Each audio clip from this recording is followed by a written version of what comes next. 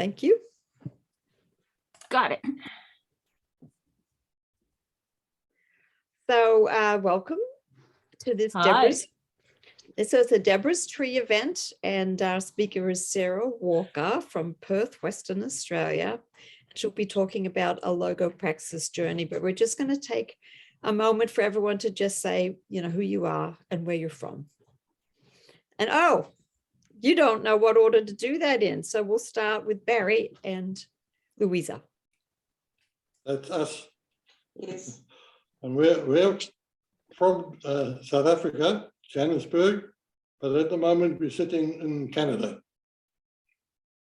Okay, and next is Sarah. I'm Sarah from Western Australia, and I'm going to be speaking a lot about myself, so I'll leave it there for now. Okay, Judy. I'm Judy, and I'm in Ballarat, Victoria, Eastern Australia. Robin. I'm Robin, and I'm in Ohio, in America. And Liz. Hi, I'm Lisa Suzanne Cuffs, but all my friends call me Liz. And I'm in Willow Grove, Pennsylvania. And we're just now being joined by Paige.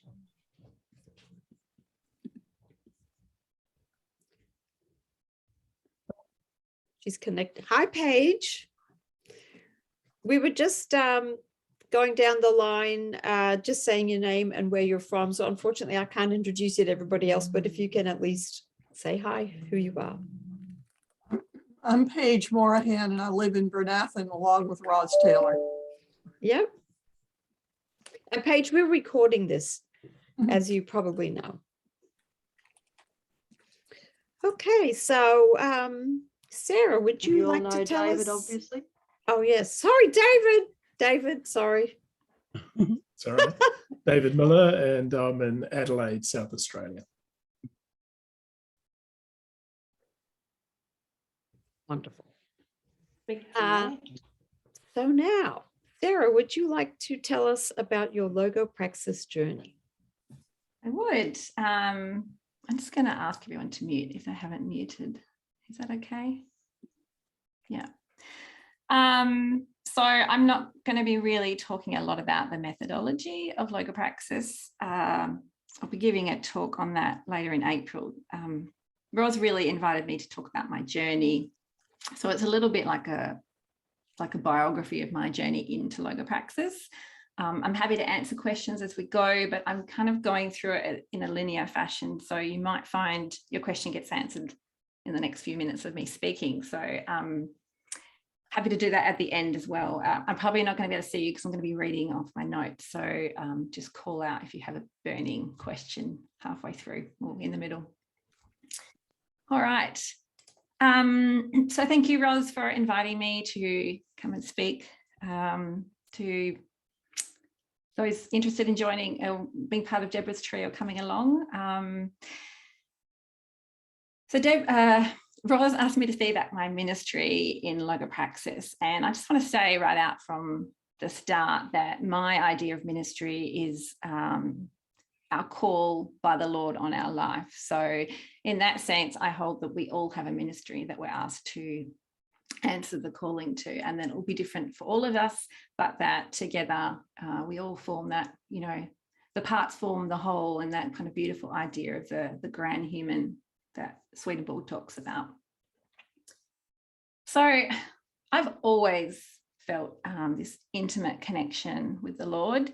I've always felt the flow of his life into what I call me, and it's always been there. I can't recall a time when it wasn't.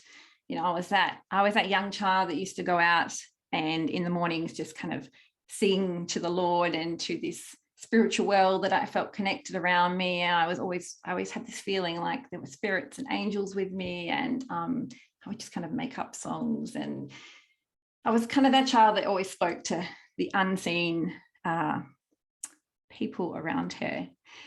But my first real awakening experience came around the age of 12 or 13 years. I was given a copy of Heaven and Hell, and it was a Sunday school gift. And I think we started reading it in the youth group. But my my strong memory of it is that I started reading it at nighttime in bed. Now, bed was a place where I felt warm and comforting, and it was, you know, it was a place I felt I could access the Lord really easily because it was this kind of intimate space. And what I found was that whatever I read, I ended up dreaming about that night.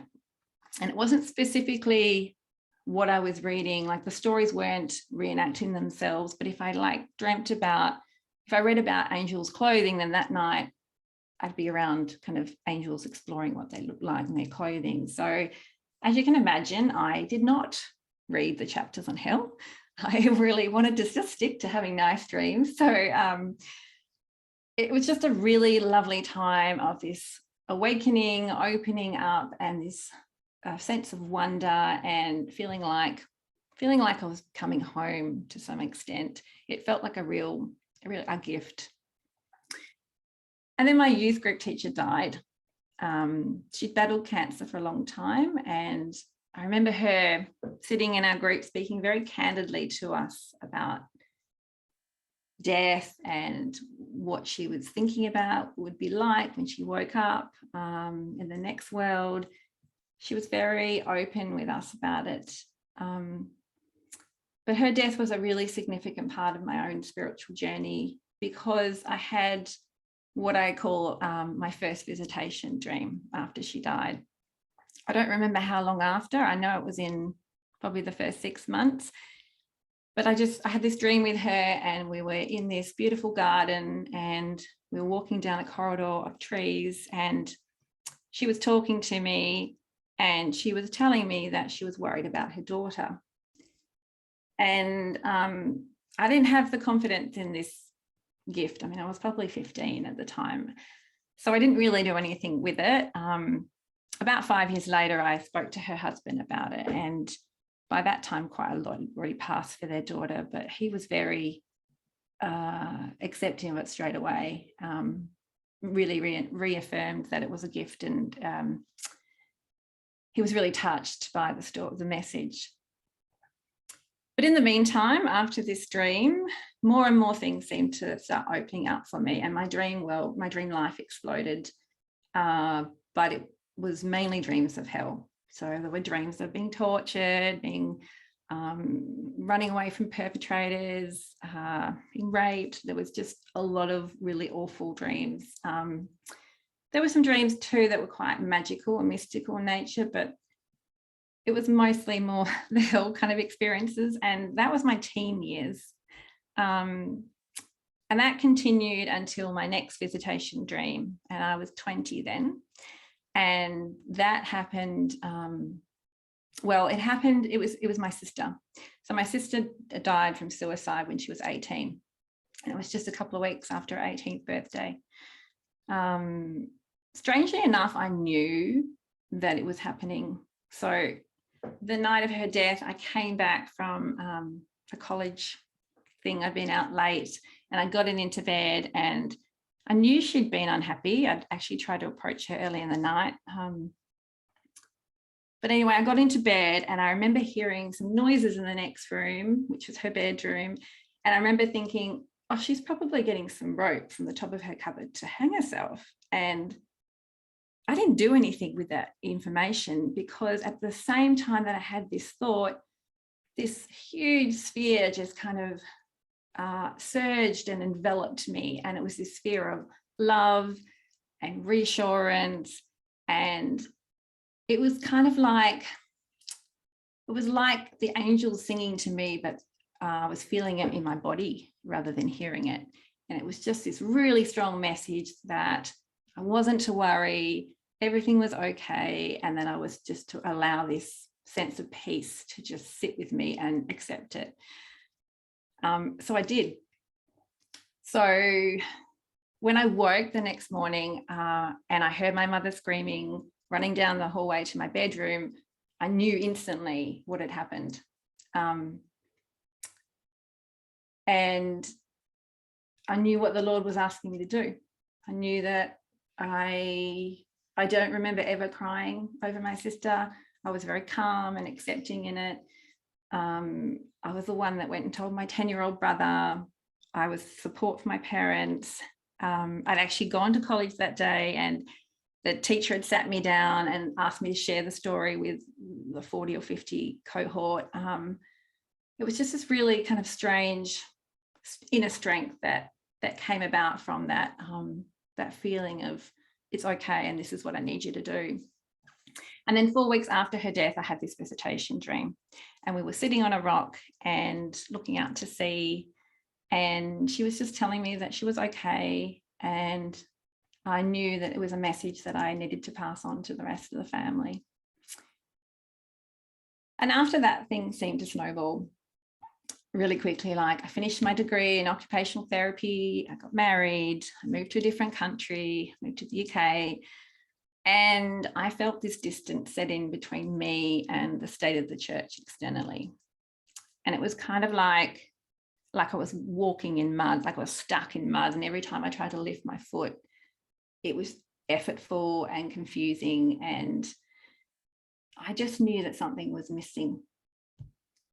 And that was my state, my inner state for the next 10 or 15 years. I knew that something was missing. I knew that a deeper connection with the Lord was possible. I just didn't know how to get there.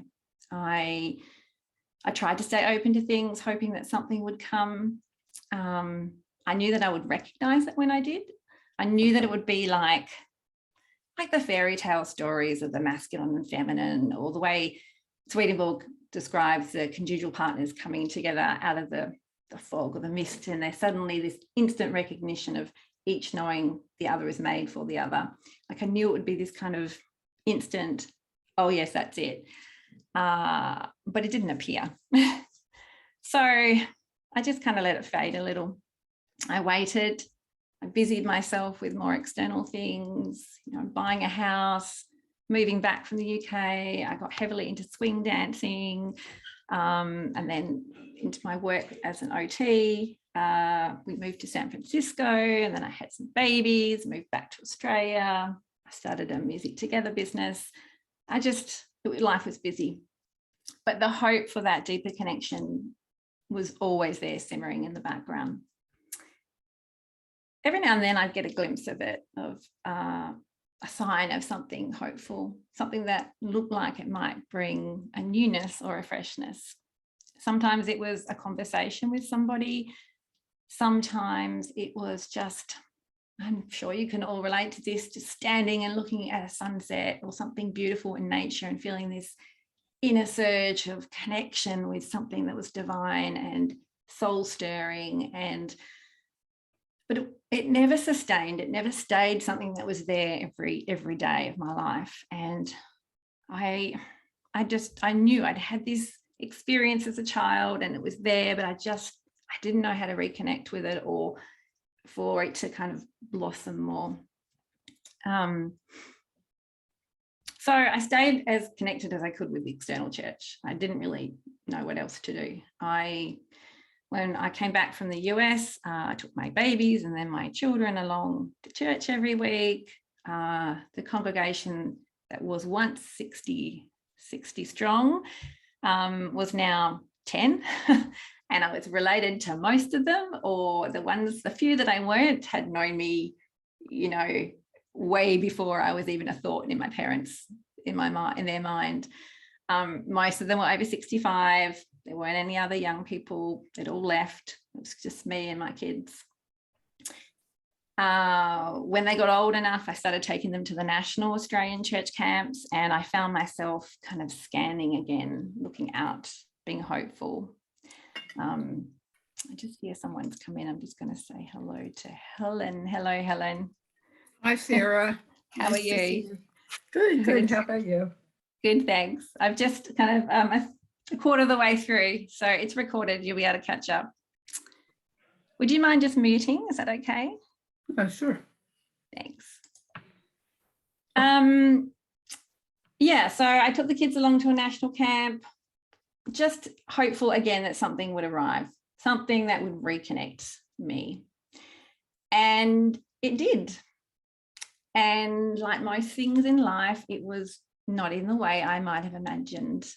And yet I recognized it instantly. It was like something that had been sitting there all my life was finally being unfolded into view. And it was so simple. It was all it consisted of was a man holding up a book and saying, "This is the Lord.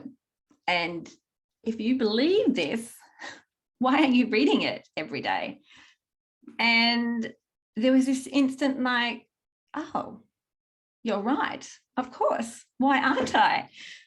It was this realization that I'd been looking around about everywhere and I'd missed the mark. So that night I lay in my bottom bunk in the dorm in the camp, because we were staying at a camp, had my little flashlight and my children breathing above me in their bunk beds, and I opened my childhood copy of the Word and I just read wherever it opened. And I don't remember the specific passage, but I remember thinking that it felt like the Holy Supper, like it felt like the bread and the wine. And then I fell asleep. And then I awoke. And boy, did I awaken. It was a few hours later in the middle of the night, and the experience was like being catapulted out of my bed. It was this violent movement of something waking me up. My heart was racing, my body was trembling, I was completely sweating, and I had this intense feeling like the life was being pulled out of me and that my life was being threatened. And as I scanned through what my body was doing, then fear and anxiety flooded in, and which just, cycled and perpetuated what was happening. And because I didn't understand, what's going on in my body. It eventually settled, but it took a good hour before I could get back and try and get some more sleep. And then the next day at camp, it was an outing day. So there were no workshops, no presentations. And I spent the day pretty much in confusion and agitation. And then the day after, it happened again. I was back in a camp workshop. We were reading something from the Bible as a group, and it was a passage on the washing of the disciples' feet before they take the Holy Supper. And I was sitting around afterwards, and just a small group, and I started to share the experience of what had happened in the previous night. And as I described it, it started happening again. My skin started prickling, I started sweating, it started shaking, my head started to feel like it was expanding, and my body started to flood with this intense heat, and my state was just completely felt like it was being shifted. It was like something was opening up my sight, and it was disrupting the very essence of who I was or who I thought I was. And the other two men that were with me were ministers, church ministers. One of them said, "Let's pray." So we all held hands and we prayed. And then at the very end of it, the other one looked at me and leaned over, and I remember just made this connection with my face and said, "I think you need to try Logopraxis." And as soon as the words left his lips, I knew straight away that he was right. It was just instant, yes, I do. Of course I do. So I went back home and I started working with the Logopraxis approach. Now, I had read a little bit of the writings over the years. The church in Perth is mainly conference-based. It doesn't have a heavy, especially with the children, there's not a heavy emphasis on reading the works of Swedenborg, the Heavenly Doctrines, mainly more scripture-based. But I'd read a little over the years, and I'd even actually started with one of the very early forms of Logopraxis with Heaven and Hell years before. I don't remember why it stopped, but it did. I think we moved away, but nothing had prepared me for the multitude of pages of the Arcana Celestia, aka Secrets of Heaven, that was placed before me.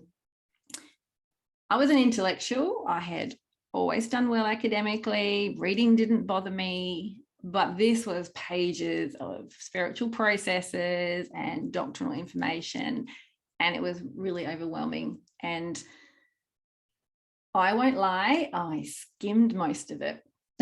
But the directive in the Logopraxis approach is to read, just read for what stands out for you. So what jumps out for you. So it's a heart-based reading. You're really listening for what is calling you or what is reaching out to you. So we're encouraged to not to try and read to understand everything, but read to really listen to what is reaching out to you. And also to not analyze that, to just trust that the texts have been given for the regeneration of the human mind. So therefore, if you engage with it, then the Lord is going to offer something that is needed for your process. So you're really just listening to what your heart is being called to. So I did that. I would skim. Oh, here's a line, and underline that. And then skim. And here's a line. And I probably in 5 or 6 pages, I would get 3 lines. That literally was all I could cope with to start with. And it was actually all I needed. Now, I didn't have a life group, a Logopraxis life group. The Logopraxis is based around everyone doing their work, but also coming to a life group once every 2 weeks and sharing their work. And I couldn't find a time that worked. I had a 7-year-old and a 4-year-old, and it was just really difficult. I actually had difficulty finding time to do the reading. It was, it was encouraged to do the reading in one set reading, and I couldn't. I had to have a little bit of breakfast, or I'd do a little bit over a cold cup of tea. I just snatch moments when I could find it, and it would often take me a couple of days to do it. And all the while I engaged with it, hoping that these nighttime disturbances would stop. So there was a little bit of self-interest in this, because they weren't pleasant. And it was the same. I would get suddenly jolted awake, and my heart was racing, my skin was sweating, I had the shakes, and this feeling like I was losing my life. I even started to get wary of opening the Bible, because it would happen when I did that too, or when I heard someone read it. I didn't know enough at the time to know that this was very similar to what Swedenborg described in his awakening experiences. I hadn't really been introduced to those or read about them. So I call them panic attacks. They didn't seem to fit panic attacks properly, because it wasn't like I was having thoughts and then they were creating these physical experiences. I was literally being woken up by these physical experiences.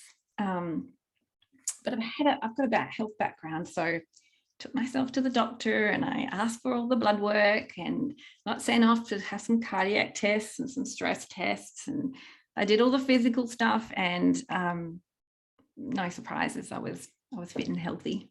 I couldn't find anything wrong with me. So I struggled through for about 6 months. I was working with the Logopraxis method on my own and getting by just submitting my work online. In the online Logopraxis website, there's a share page. It has privacy settings, but you can go in and you can share your work. So you can share your task and what came up for you when you attempted your task. Not everyone offers their work online, but there's a few that do, and it really fed me. I was really fed by seeing what others were working with and having a place to also, I guess, share what I was working with.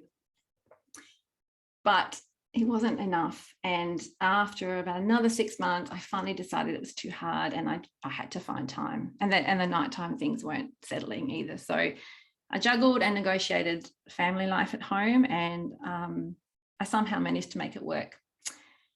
And the balm that the group life offered me was instantaneous.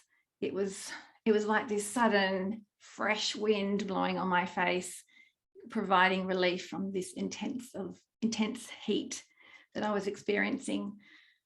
I found that I wasn't alone in my process. I found that others had similar experiences of feeling like their life was being deconstructed and then reconstructed.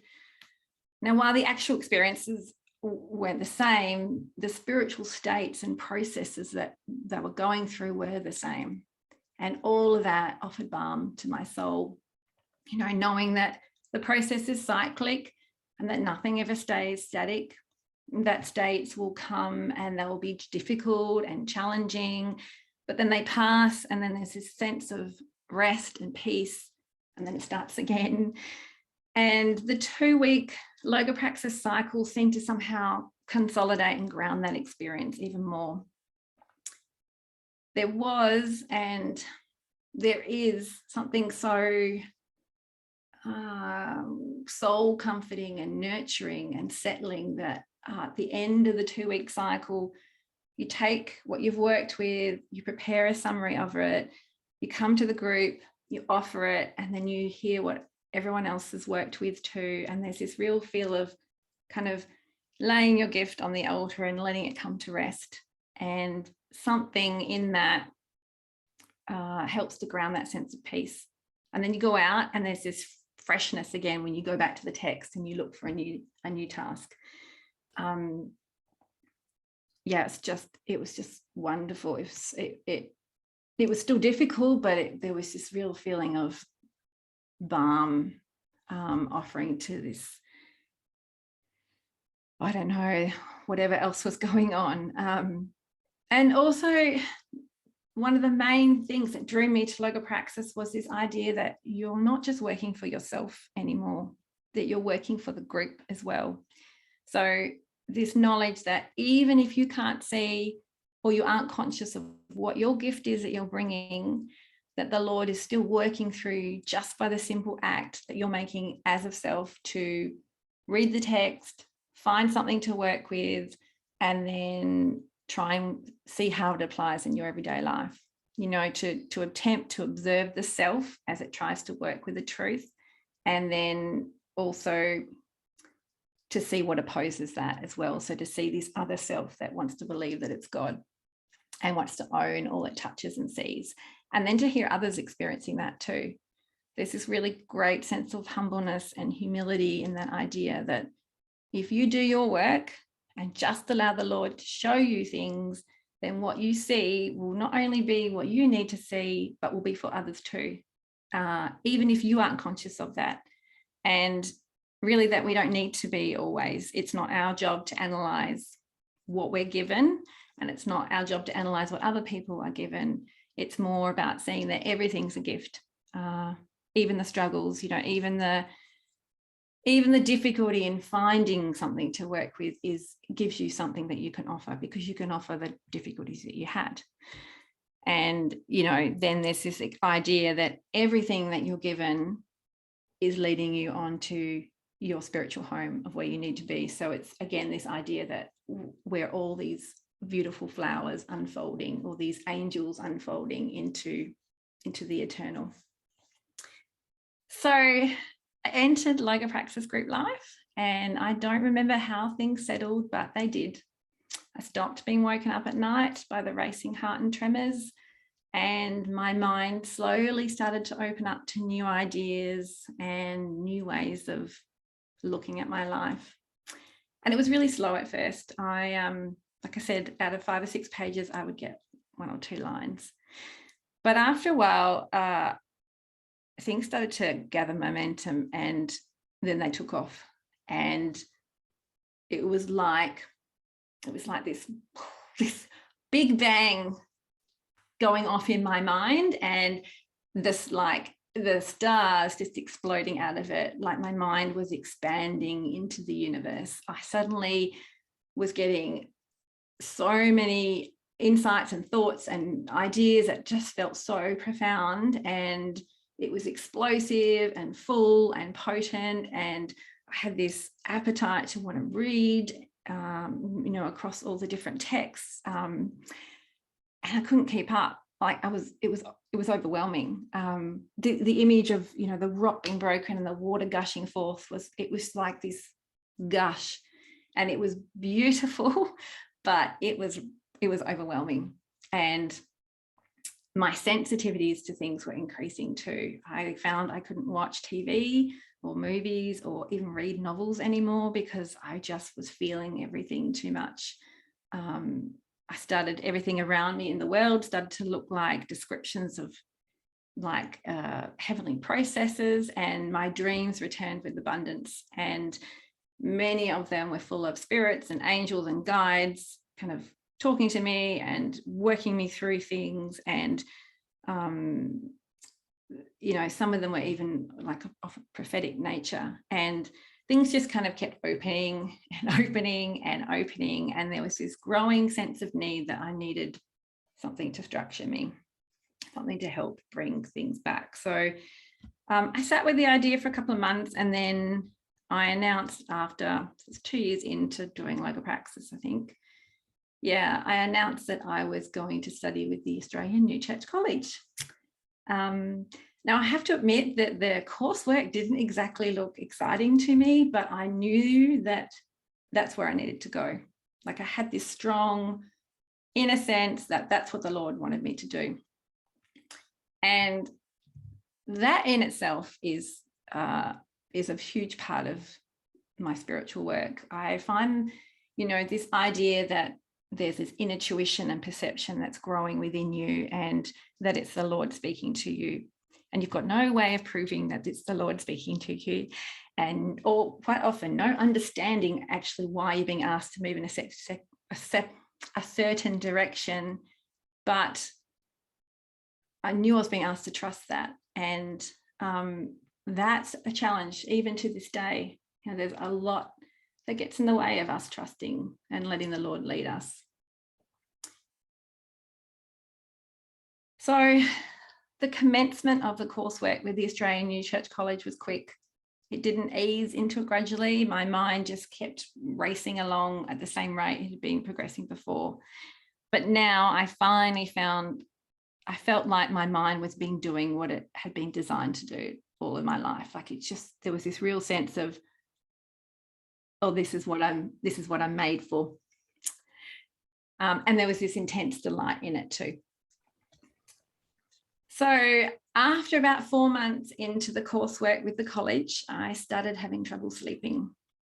Now, I didn't really have any trouble getting to sleep, but I had trouble after I'd get 3 or 4 hours and then I'd wake up and couldn't get back to sleep. And this was happening 3 or 4 times a week. And it was really difficult. My kids were probably like 5 and maybe 8 by then.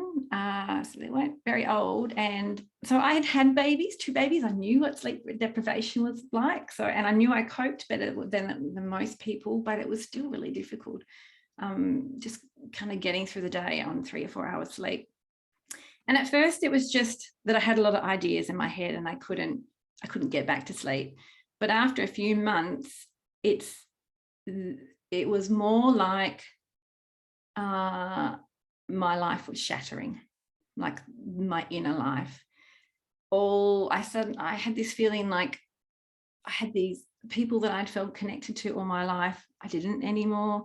And then there were these new relationships opening up that were focused around the word, and they were deep and meaningful, and trying to navigate those changing relationships was just, it was heart-wrenching. It was really difficult. And I felt like the sense of who I was being torn apart over and over again. I found myself on my knees spiritually, but physically many, many times just sobbing. And I wasn't a person that ever cried before. I was a stoic person that never cried in movies. And now I was sobbing rivers. Like I was just crying like I had never cried before. And they're like storms that just came upon me, and I learned eventually that I needed to go with it rather than fight against it and feel bad that I was experiencing it, that something was moving through me and I needed to allow it to move through me. So it was more like I changed my thinking around it to think more like I need to find a log to hold on to, or I need to maybe try and surf these waves. Sometimes I could, but many times it still felt like I had drowned, and at the end of it, someone had resuscitated me. And the cycles were varied too. In the first few years, they were fast, furious. They were happening probably every I'd sometimes only get a half day, like a physical half day in between, and then it would happen again. And, you know, it was just one after the other. And funnily enough, no one around me really noticed what was going on. I still look back at it and I think the Lord had put some kind of veil in front of them, because it gave me space. It meant I didn't have to explain to others what was happening. It just gave me space to be able to process it myself. But still really strange. I look back and I think, how did people not see these things? The storms are still very much part of my process. I don't think they're part of everyone's process. They are. I don't think they're uncommon, but I don't think they're part of everyone's process. They're not as frequent, and I've learned to accept that they are just what is something that's happening that needs to happen, and that I need to trust and just go with the flow and ride it out, and not fall into the trap of lamenting that I'm in them, because they're there for a reason. And it's more about kind of like, okay, so something's flowing through me and I don't understand it, but let's just go with it. What also emerged into consciousness for me was my spiritual senses. Now, it took me a good while to realize what spiritual visions were, and then I was experiencing them. I had always kind of thought that spiritual visions would be like something I'd see with my physical eyes, but these were more like feel-see kind of visions, or that would involve the two senses, usually the feeling and then something else. So as I was writing this, I realized it's probably what the Greeks were talking about when they coined the term synesthesia, because it means to perceive together. And that's kind of what it's like you know, when you see a picture of an orange, you can smell what the orange smells like, even though the orange isn't in front of you. It's kind of like that, but stronger. Like I'd have this really strong sense that I could smell it, or I'd feel something and I'd have this really strong image but I was feeling the image. Now, the awakening into these multi-sensory perceptual experiences were again for me like being catapulted into an eddy or a swell. And it was like I'd been put on an intensive crash course to quickly get me up to speed to whatever work I was being asked to move into. And out of the blue, as Providence would have it, someone contacted me and asked me to participate in a project. And the project was that she would send me 3 or 4 passages from Swedenborg's descriptions of experiences that he had seen in the spiritual world. And then I would write what I thought they meant or what they brought up for me. And then she would send back what Swedenborg had also interpreted. And we'd have these kind of 2 side by side. And that happened for about a year. And it was like I was being trained to look at the world around me as spiritual processes. And I came out of it really forever changed, because everything around me suddenly looked like a memorable relation. And I learned to read things really quickly, because like I was being trained to every couple of weeks, I was having to write down and practice it. But it wasn't just the world around me, it was my own body as well. Because the increased sensitivities didn't just bring states of struggle, they also brought intense delight and wonder. Now, I read around and I probed gently with some people. I could see it wasn't something that people talked about much. I didn't know if this was rare or not. The writings kind of refer to it a little bit, but I had awakened in me what is often referred to as the feminine ecstatic experiences. And I'll be frank, yes, they were intense and delightful, but they were incredibly overwhelming and disorientating. I could suddenly feel things in my body that were delightful and not delightful, but they weren't connected to my physical body. I could just have them sitting or moving, driving a car. Like if I touched my body when I was experiencing it, it had no effect at all on what the experience was, but it still felt like it was in my body. so because I could pinpoint which parts of my body were experiencing the feelings. So it was difficult. They sometimes lasted for days. It was just really difficult. You know, I had to still carry on and have conversations with people and run a small business and have day-to-day life. But what Logopraxis, the work in Logopraxis has showed me again was that all things have their cycles and all things move in spiral towards harmony and wholeness, and eventually they settled so that I didn't feel so out of control in them. And I learned to trust that whatever was flowing in, and I learned to kind of read it as my body being a vessel of influx, and to learn that it was trying to communicate something with me about what the spiritual associations were with me. So if it was incredibly delightful, then I could read it as something that was very close to the core of what my unique love, I guess, is. And so I learned to kind of lean in and listen a bit more closely to what the Lord was asking of me in situations. But it isn't always clear still. It's a lot often not clear still. The only thing that I have really is clear about now is that that's part of the process of not being clear and learning to sit with the tension of that, of knowing certain things, but then not knowing how to be in them, or you know, experiencing certain things and there being a conflict with what's happening without and within, and just learning to sit in that tension. And also really holding on to the fact that whatever choice we make, whichever direction we move in, we're all still moving towards our spiritual home, because that's the way the divine works.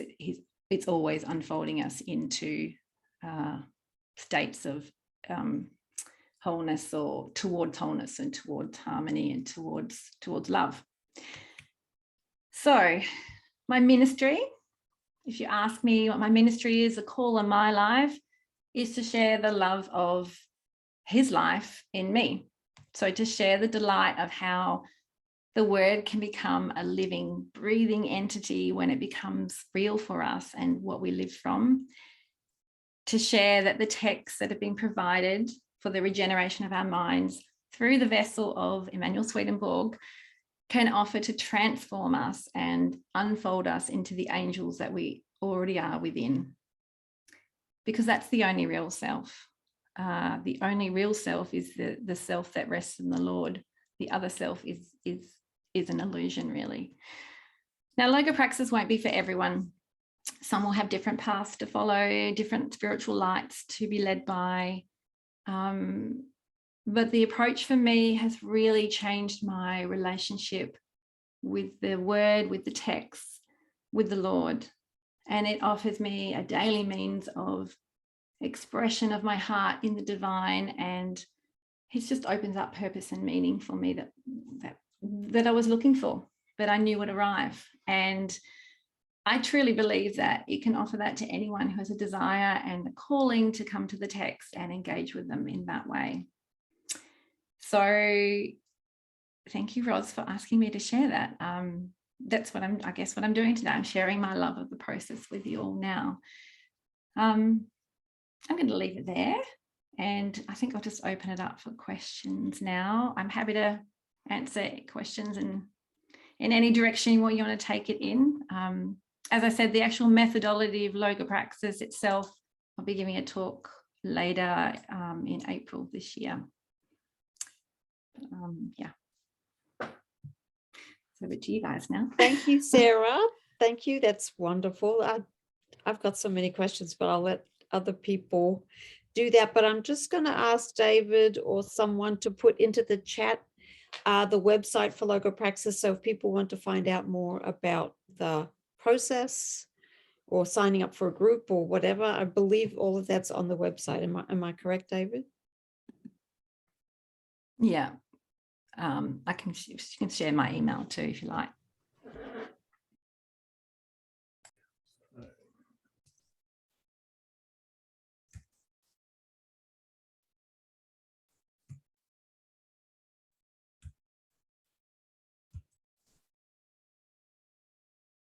Well, I'll jump in with a question since no one else is. No, I think I Helen. had a question. Oh, sorry, Helen, go. Sarah. Well, I was a little late raising my hand. I'm very intrigued about all the bodily sensations you had during your whole process. It wasn't just once or a few times, but it seemed to be a continual thing. I had a friend who, she's been involved with the writings ever since she was born, so to speak. But about 5 or 6 years ago, she was waking up in the middle of the night with a lot of sensations in her body. It wouldn't really let her sleep. So what do you have a sense that they were? I don't really know what my question is, except that it's not something that I experienced. So I just would like to learn a little more about it. If you have anything to say, Sarah. I mean, they still exist. They haven't gone away. They're settled. They were very, like, I was thrown into them to start with, and they were overwhelming. I don't know, like, I know Helen, you know, it was the project that I was involved in with you that, you know, writing, expressing the different, responding to how Swedenborg had described his experiences, and then looking at it. I have learned to read my body, and when I say my body, I don't mean my physical body, but what I'm experiencing within, and as a way of communicating what my state is. So, you know, if it's like, I don't know, if it's like heat around my eyes, and I might think, well, this might be, it would depend what's happening in the situation, but it might be something like, well, eyes relate to the understanding, heat relates to love. So maybe there's a state here of something that I'm really enjoying, that I'm enjoying the understanding of. Mm-hmm.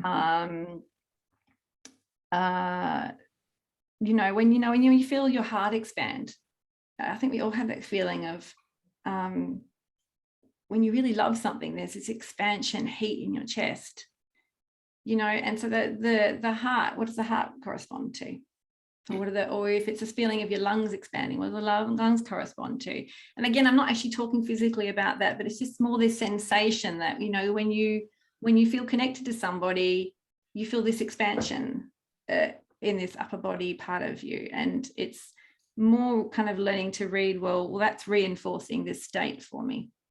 I don't know if this is answering your question or not. The stuff that was happening at nighttime, it was almost like switches just being turned on. And, you know, when the dial was up too high to start with. I don't know if that answers your question at all. Well, it's intriguing to me. I mean, I don't know what it actually is, but it gives me a sense of heaven or the spiritual life really flowing into us in different parts of our body. And that somehow you feel it stronger. My friend was feeling it stronger than someone like me who might have a duller sense of that. So thank you very much. Yeah, I definitely think that we all have that capacity. But again, you know, everyone's path is different. So it's what you're given is what you're given in that way. Yeah. Julie? Yeah, it's interesting. You should bring up, I had no idea this is what it's going to be. And sorry, I missed the beginning. I lost track of time. I've not felt anything spiritually until my husband died. And within a short time after he died, it was like I knew he was with me. But it was so subtle. It's not something you can pin down.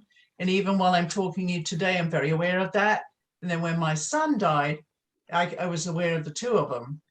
And it's almost impossible to explain it because I never felt that before. I didn't know anyone else in my family had felt that way before. And I just decided that he was there most of the time, and that didn't stop me talking with him. And it's helped me on the journey because I don't feel so devastated. I mean, that's still weak because he's not physically present, but definitely aware of him, and times when I feel like he's giving me the comfort that I needed. So I think we just experience spiritual things just differently. So thanks for your insights.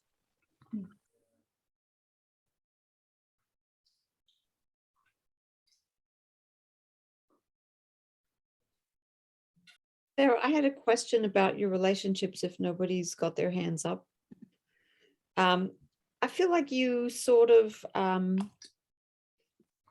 made a reference to like renegotiating your relationships or something like that. So could you say more about that? Yeah, I know this is not uncommon for people in Logopraxis. You know, when you come to the group and you know every 2 weeks and you're sharing your work around the Lord of the Word, and there's this real palpable feeling of depth and holiness and connection, because what you're sharing is effectively the goods and truths which are the Lord anyway. Like what is in the midst is what you're experiencing in the midst is the divine. And it, you know, you don't always get that in relationships outside of Logopraxis. So there's this real, oh my goodness, I'm feeling more depth and connection in these people on the screen on the other side of the world than I am in my own relationships at home or family, or you know, these relationships you always thought were the most important connecting ones. So it's like this reshuffling of what's important and trying to understand that it's more of the fact that what is real in terms of, you know, what is real is what is spiritual, but we have the illusion that what is real is what is here physically. So it's like that flip, I guess, that the writings talk about, that inverse flip from understanding that things flow from the spiritual down into the natural, not the other way around. So the relationships kind of get reordered and reshuffled and reorganized, and in the light of what the truths are teaching you.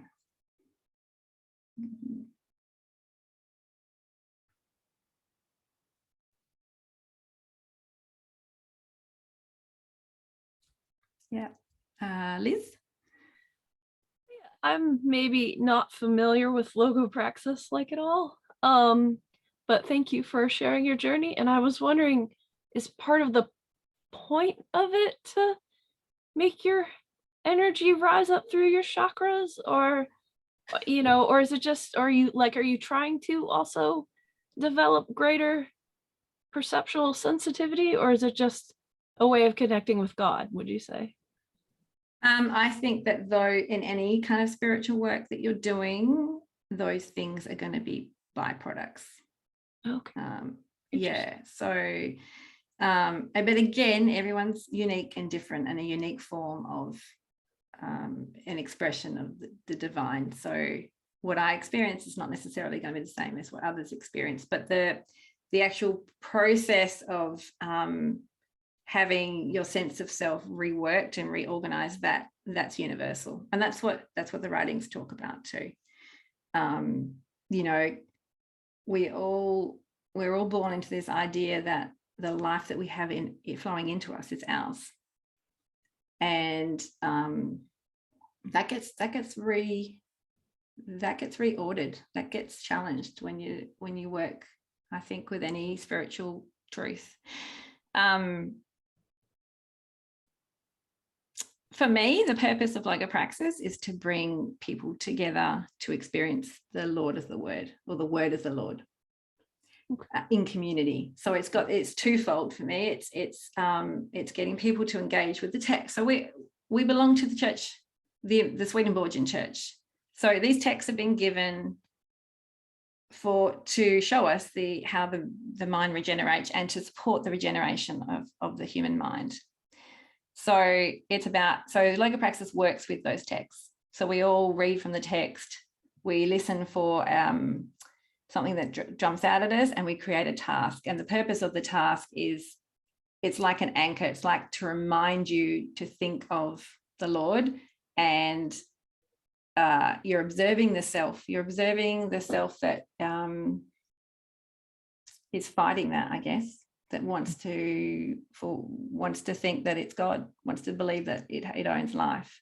Because that's what happens if you set a task to try and be better. You're going to fail, because you're owning the idea of being better in the first place. What we're doing in Logopraxis is really, we're willingly walking into the process to be shown what opposes the divine life in us.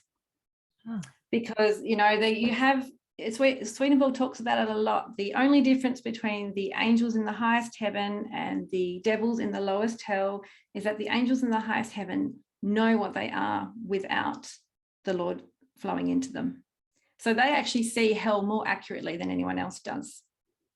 So I don't think we never not see it, but we learn to understand that hell isn't us any more than heaven is us. These are states that exist. And there's this, I guess, sense of self in the choice that we have to which one we're going to work with. Okay. Thank you. Robin? Thank you for doing this. I haven't been in the Swedenborgian faith for a really long time. For some years, and I had vaguely heard of Logopraxis, but I didn't really understand. And so now I'm really interested. Part of my journey, though, I had also, and I do still also have the dream visits that you speak of, people that have passed on and stuff like that. I have a lot of vivid dreams, and your stories are really fascinating.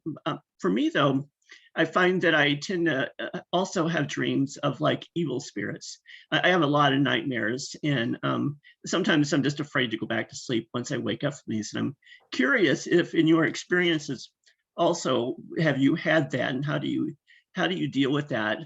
I found that I've discovered that when I was younger, in my dreams, I would be running from these spirits, always running away from the boogeyman or whatever.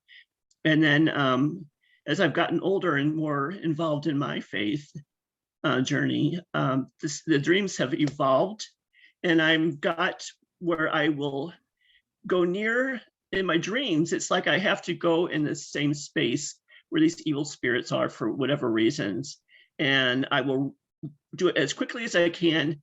And when I'm in that space, I can feel that energy, and I hate it, and I get out as quickly as I can. And I've noticed that in more recent years, like the last 2 years, perhaps, that because I've prayed a lot on this, that I have gotten less afraid, maybe more confident in my relationship with God, perhaps is what it is. But I also still avoid the space that they're in my dreams. So I'm just curious if you've had these kind of dreams and how you handle that. Yeah, I definitely still have not nice dreams. Yeah, and I like you, I had many. I still occasionally will have dreams of trying to get away. The way I look at dreams is, because my dream life is still fairly active, some nights I'll remember 3 or 4. The way I look at dreams is that it's something in my subconscious that is trying to be made more conscious for me, or affirming something that I'm thinking about but not sure of, or something more to that effect. So I try to read the dreams as I would anything else, actually, in the external landscape as well. So I try to step back from the dreams and read them as expressions of spiritual processes that's occurring within me. In terms of interpreting the dreams, that it's very much, what the things in the dreams mean to you.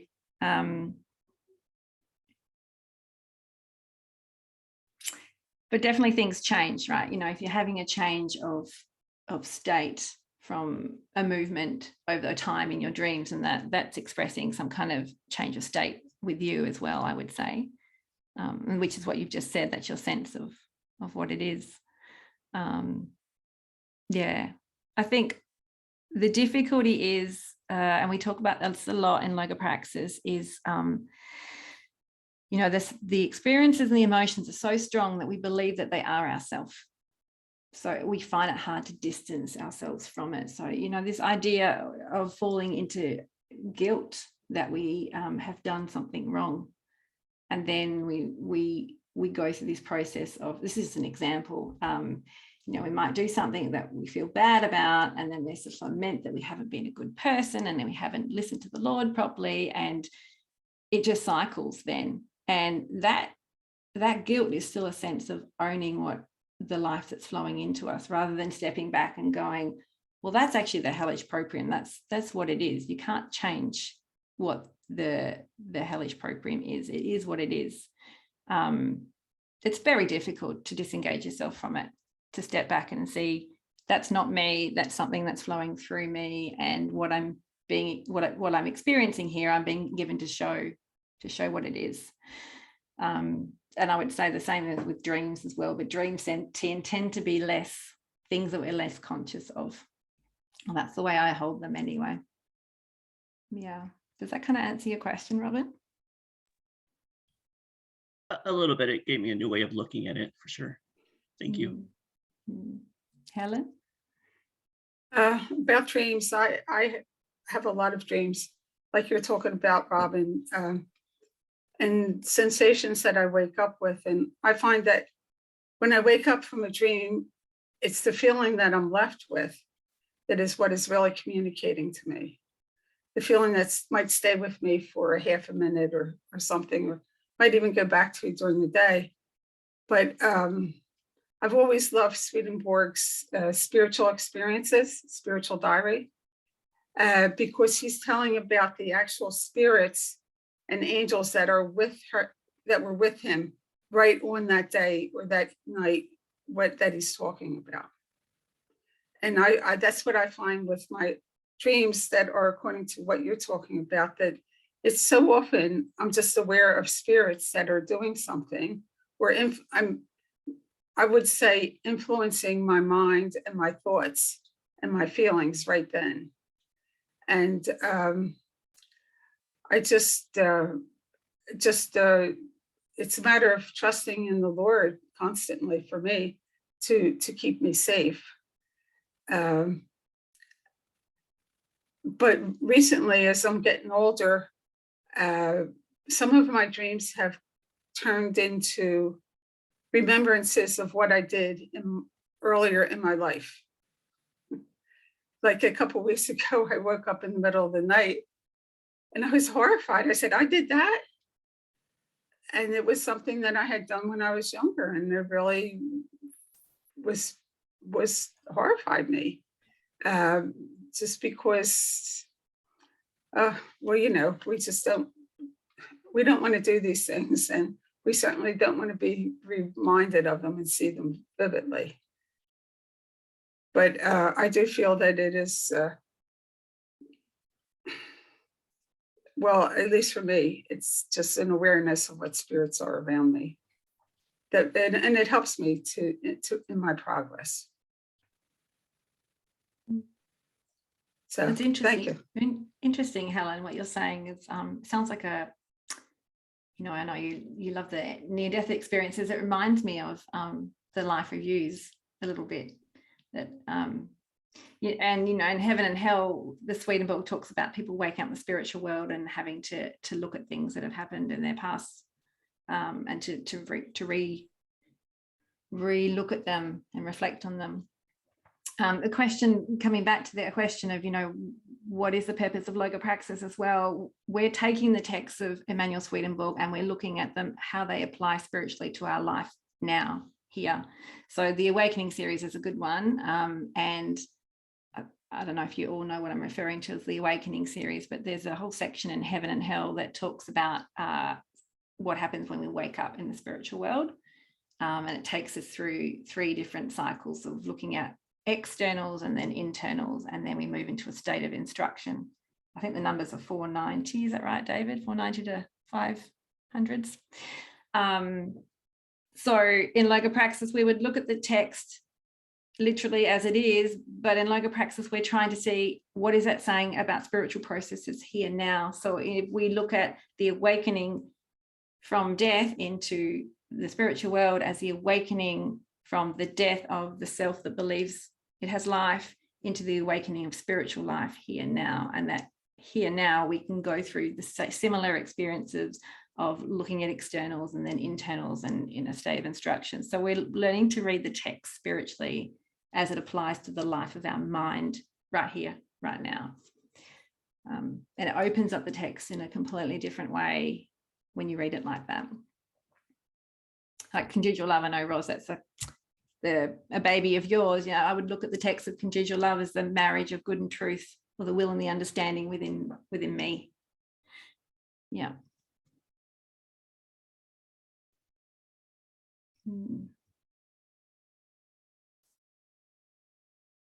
Louisa. I'd like to say thank you very much for sharing this journey of yours. Certainly you sound as though you're very sensitive to the spiritual world. Now I feel like I've had experiences of feeling great love when holding a child or a baby or something like that. But I certainly don't have dreams, but I would be interested in knowing how to join a group. How do I join, how do we join a Logopraxis group? To learn we can email David. So we're about to start a whole new set of groups that will be working through the text of heaven and hell.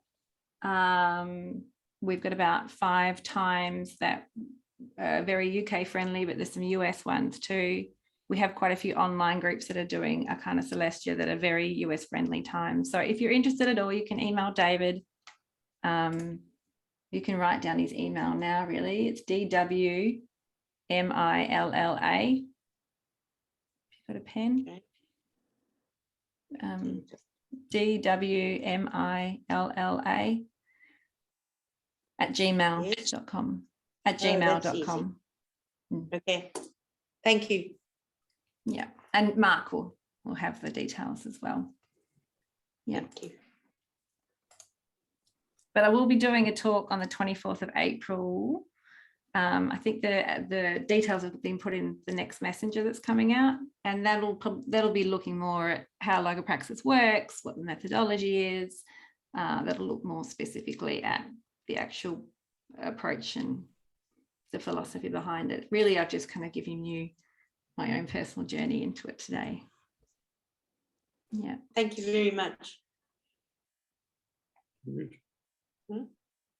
Sarah, when are the new groups going to start up, the heaven and hell ones that are UK friendly, etc.? Soon. David, do you want to comment on that?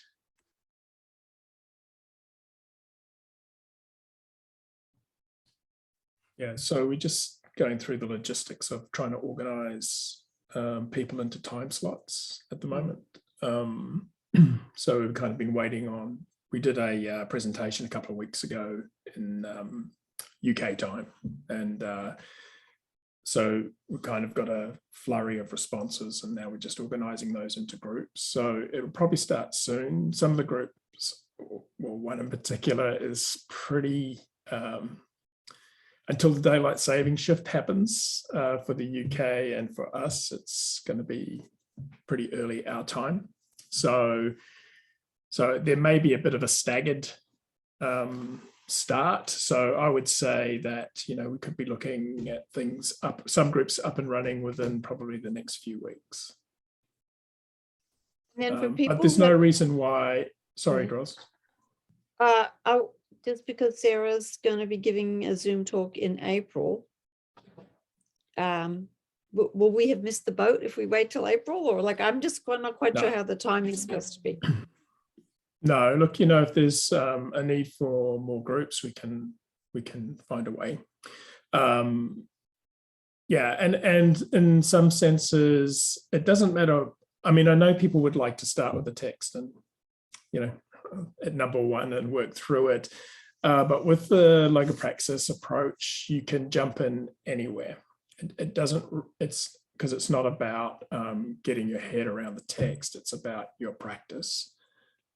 So So that's, so some of the times that are up and running already are something that suit people, then they are very welcome to jump into those groups. It's not going to be an issue. And there's a lot of support for people to start. So, we've got a series of emails that go out on a daily basis that sort of encourage people to, today's day one, try working with this aspect of the process, and then day two, then day three. And so, yeah. So you step through for that first 2-week period, pretty handheld, Yeah. So you can go ahead. Go ahead, Sarah. I was just going to say, with that, I jumped in, and I think they were up to book 4 of a kind of Celestia when I jumped in, and probably been doing it for 4 or 5 years already. So it doesn't make any difference. And sometimes you'll get people in a group that are reading a different text. Someone will be reading Divine Love and Wisdom, someone else is reading Conjugal Love. It actually doesn't matter if you're not all reading the same text either, because again, it's all about your own practice and your process. And I will talk more about this in April, but you're not sharing personal details in the group. It's not that kind of group at all. It's more about sharing universal ideas about what happened when you tried to work with it. It's not, you're not sharing all these intimate details about your personal life. It's not that kind of group at all. Yeah. Sorry, Roz, go on. Oh, yeah, just my question about joining a group that's already solidified as a group. Like, is that ever a problem if this group's been together for 3 years studying this text and you jump in? Is that ever awkward in any way? Roz, it'll be like coming home. Yeah, I've done it. I joined a group, but I'm just sort of lifting that up because I can imagine if, first time you've heard about it, you're like, oh, but they're already a solid group. I don't know. I'll be the outsider. Do I want to do that? I'm not sure there's any groups that have been that solid though. They're so fluid because you'll get people come and go and days change and work days, like what works good one year might not for another, especially if because you've all got outside lives, you've got to juggle as well. So I don't know that there's any groups that are that solid. But the advantage is if you do jump in a group where there are other logo practitioners who have been doing it for a while, it's wonderful support because they can say, look, I've been here, I've done, I can tell you the process is difficult, but you come through it like that. It's quite a different experience, I guess, if you're all new to the process. Sorry, David. That's great. Yeah, look, it is, because it's process orientated. Like one of the things you learn in Logopraxis is you move away from finding your security in structures to finding a security and trust in the process. And people coming and going in groups, that's process stuff. Like someone new. It's so you're an established group, like we've been working with sort of developing what we term spiritual literacy skills. So whatever comes up, so a group is a practice group. Your practice, yes, you have your practice that you engage with over the period, the 2 weeks leading into the group, but also you learn how to be in the group, how to be more conscious in a group when you're listening, how to be a listener, how to attend to your states as you speak. Like these are all kind of skills that people develop, and in a well-established group, those kind of skills are present and operating in the group, and that makes for a very different experience to a lot of groups. I can't say all groups, but certainly it's a very different focus. Because the goal in a group, or the aim in a group, is to make the Lord visible in our midst, which is the sharing of, what the Lord has given us to pass on through the sharing process in a group. So, and anyone coming into a group who's new, like that's under providence, right? And everybody recognizes that.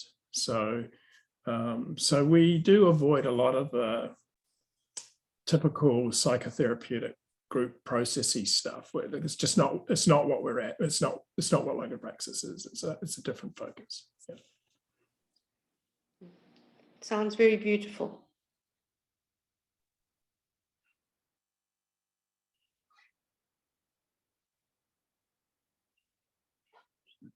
Okay.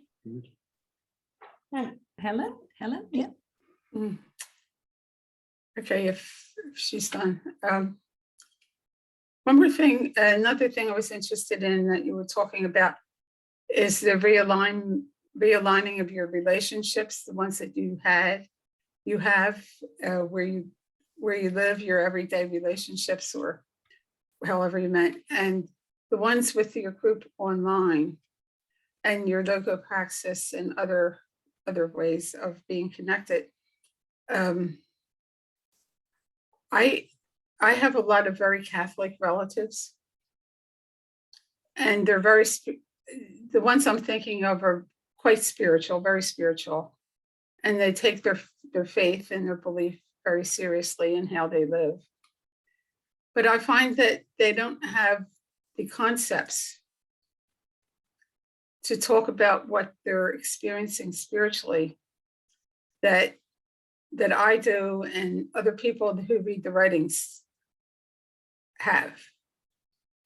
And so I just was wondering if you could speak to that, if that resonated with you at all.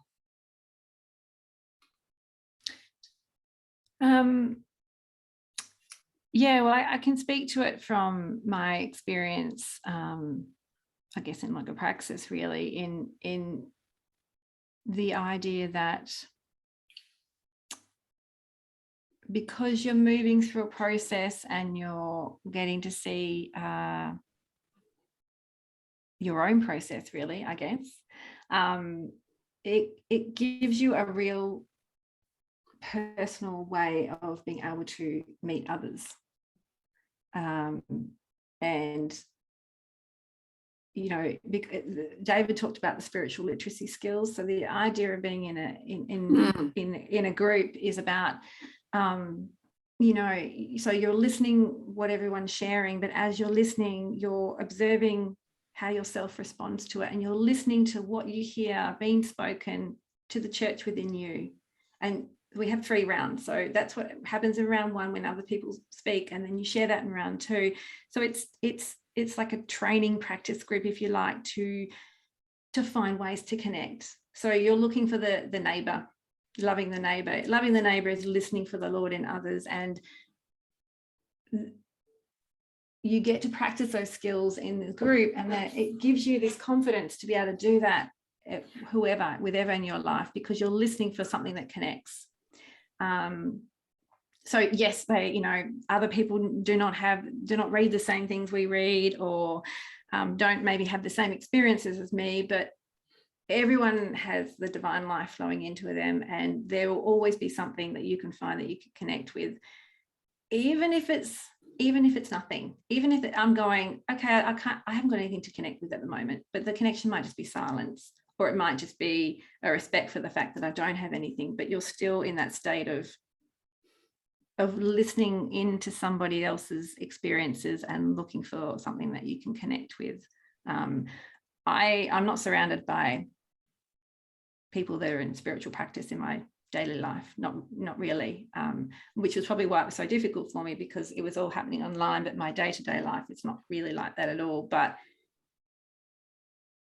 that was part of the reorganization of my relationships, I guess, if you like. It's about learning how to find different ways to find connections with others, that, you know, isn't based so much on knowledge of things. It's based more on, you know, what do I hear that person expressing?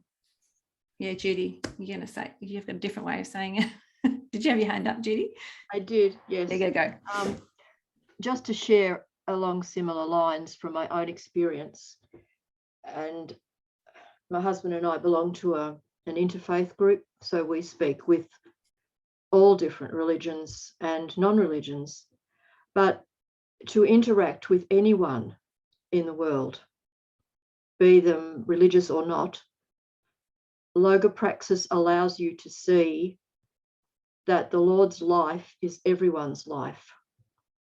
It's flowing into everyone. So it just allows you to communicate with everyone. And you communicate by listening to where they're at looking for the Lord that's in them, and he is, and you don't try and change them or connect with them from what you think, you just hear them. And it really allows, it just allows you and them to be who the Lord wants you to be. Well, thank you. I understand that, and I've done that I do that almost all the time, but because I interact with my sisters often, to just always be listening is not, I mean, sometimes I need to communicate what's in me. And then I find a sense of difficulty that I start to say things that they don't have a concept for. Or if I shouldn't say they don't have a concept for, I don't know how to find the words that they would understand. So I was just wondering if anyone else had experiences like that. I think the Lord will give you the words. You don't have to worry about whether they understand you or not. You just express from your heart what you're feeling. And if you do, it'll just come out right anyway.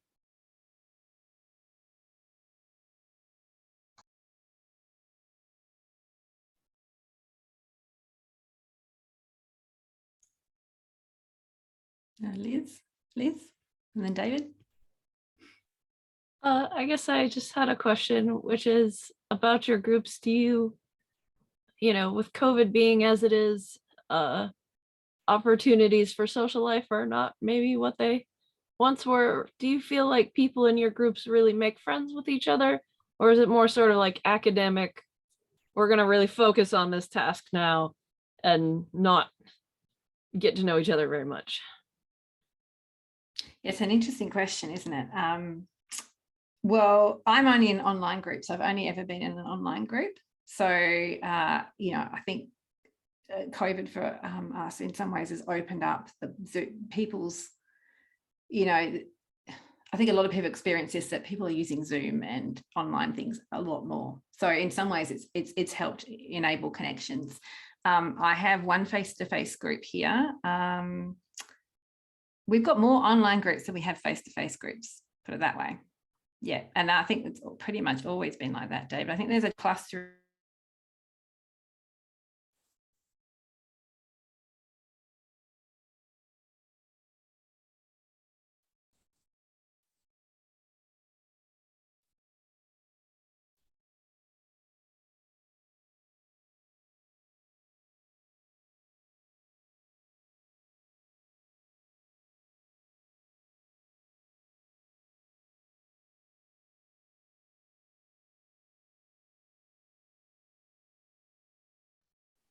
Is more deep and satisfying than any social experience I've ever had.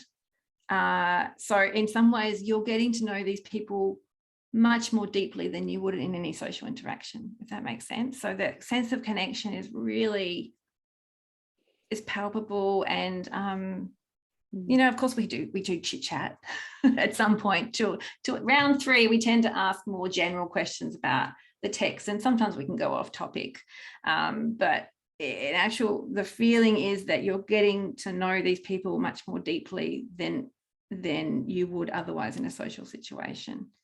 And it doesn't feel academic at all. It feels soul nurturing. Yeah.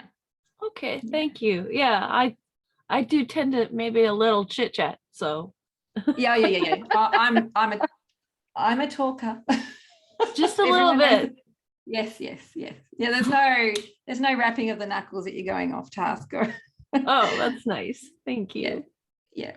There on the website, there is actually a recorded meeting that you can go and watch if you want to see what a meeting looks like.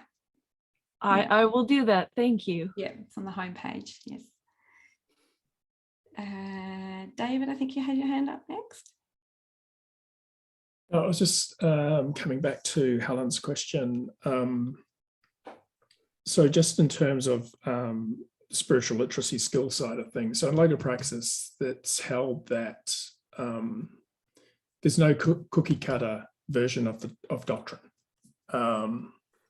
What it is that everybody carries the doctrine for their life, and whatever their understanding is really where they're at in their process, and is absolutely essential that they aren't kind of pushed beyond that too far, or that people are left in where they are and can move to whatever's next for them.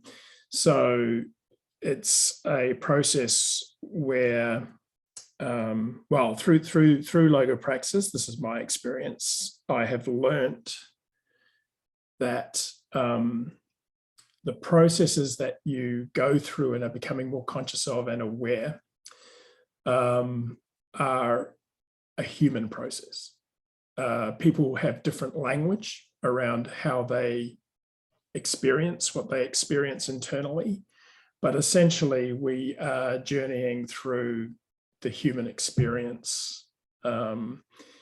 And so how it's helped me is being able to latch on to the process that someone is going through, or the point of a process that someone's going through, or at least being sensitive to it. Like, I'm not saying, you've got a clear vision of it or anything like that, but what happens is that there are points of connection, and then it's really just a case of, what's required of me here in terms of the need that this person has. Why have we been brought together? And that kind of focus certainly leads to, an ability to be in it together in a way that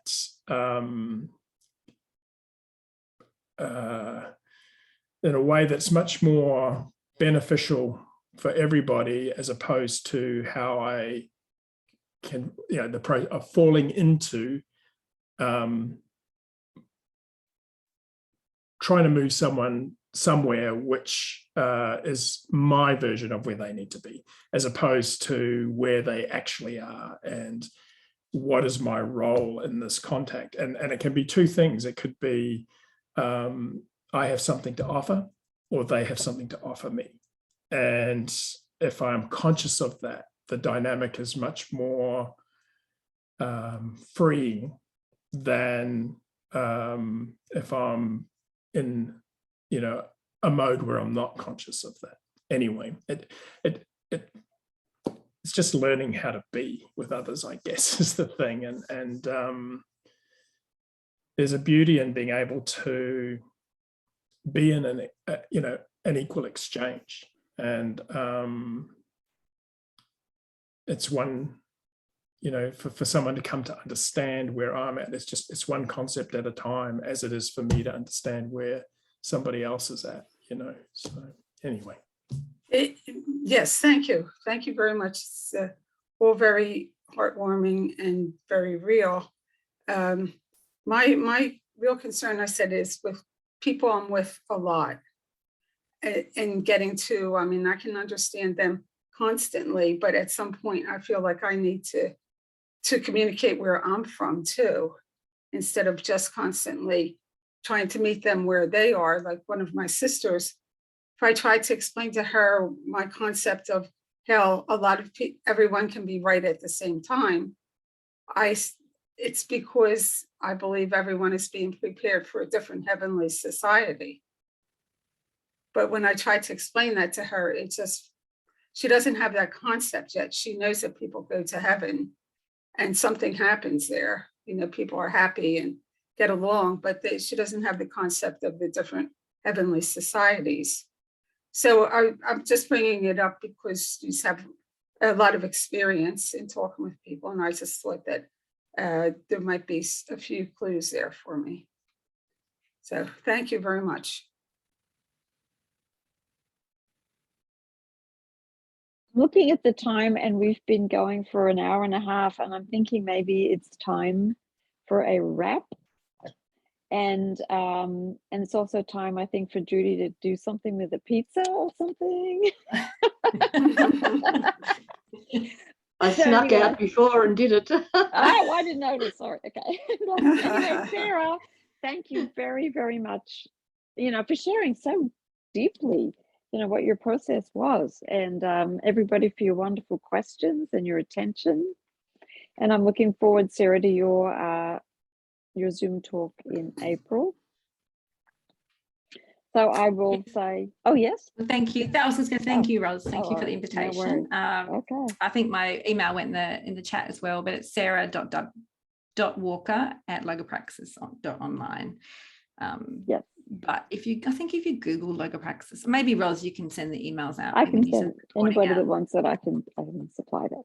Yeah. So adios, everyone. All right. Lovely Thank you, to see everyone. you. Thank you, Sarah. Bye, Thank you, everybody. David. Thank you, everyone. Bye.